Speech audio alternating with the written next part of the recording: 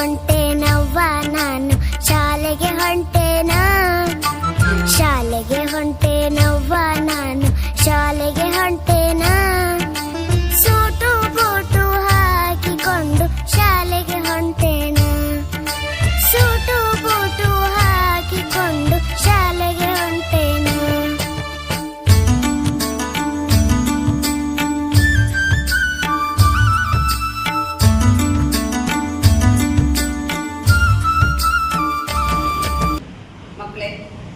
ನಾವು ಪ್ರತಿ ತಿಂಗಳು 3ನೇ ಶನಿವಾರವನ್ನ ಸಂಭ್ರಮ ಶನಿವಾರ ಅಂತ ಆಚರಿಸ್ತಾ ಇದ್ದೇವೆ. ಇದುವರೆಗೆ ತುಂಬಾ ಸಂಭ್ರಮ ಶನಿವಾರವನ್ನು ಆಚರಿಸಿದ್ದೇವಲ್ವಾ, ಹಾಗೆ ಇವತ್ತು ಕೂಡ ನಾವು ರಸ್ತೆ ಸುರಕ್ಷತಾ ನಿಯಮದ ಬಗ್ಗೆ ತಿಳ್ಕೊಳ್ಳೋಕೆ ನಿಮಗೆ ಅರಿವನ್ನು ಮೂಡಿಸಲಿಕ್ಕೆ ಇವತ್ತು ಸಂಭ್ರಮ ಶನಿವಾರವನ್ನ ಆಚರಿಸ್ತಾ ಇದ್ದೇವೆ.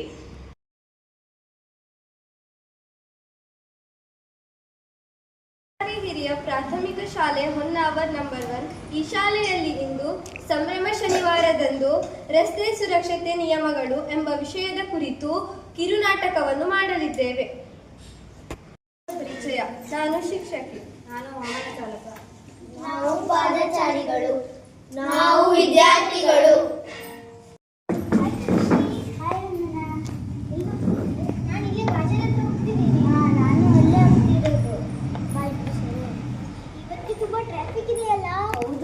ಟ್ರಾಫಿಕ್ ಇದೆ.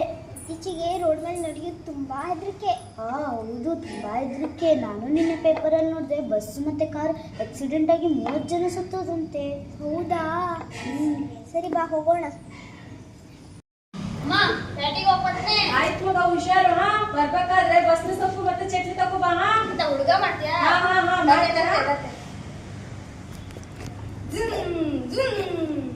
ಆಗ್ದೆಲ್ಲಪ್ಪ ಇದು.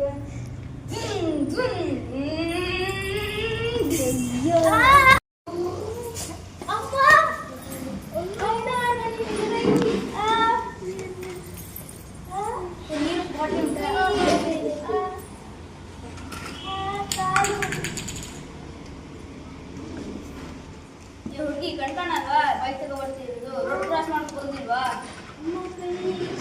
ಆಸ್ಪತ್ರೆಗೆ ಕರ್ಕೊಂಡು ಹೋಗಿ.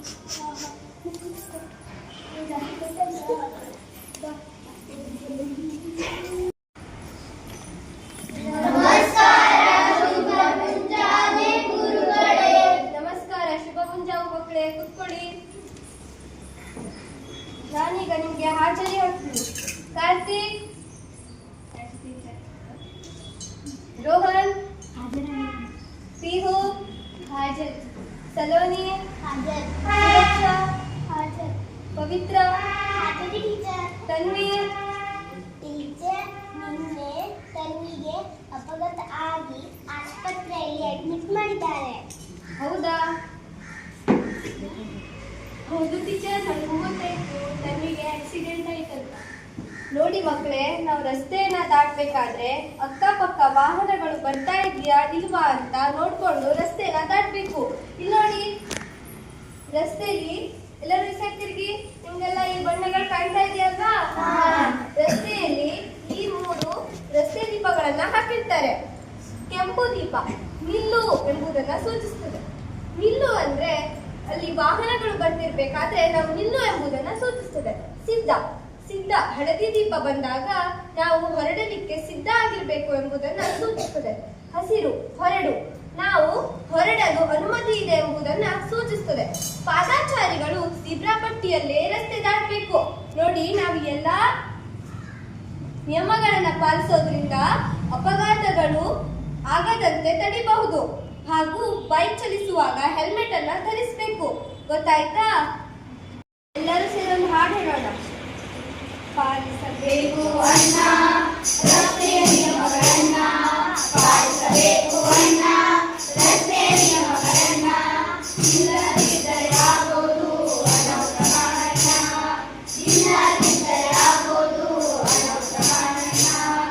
ಕೆಂಪು ಹಳದಿ ಹಸಿರು ಟ್ರಾಫಿಕ್ ಸಿಗ್ನಲ್ ಅನ್ನ, ಕೆಂಪು ಹಳದಿ ಹಸಿರು ಟ್ರಾಫಿಕ್ ಸಿಗ್ನಲ್ ಅನ್ನ. ಕೆಂಪು ದೀಪ ಬಂದ್ರೆ ನಿಲ್ಲಬೇಕನ್ನ, ಕೆಂಪು ದೀಪ ಬಂದ್ರೆ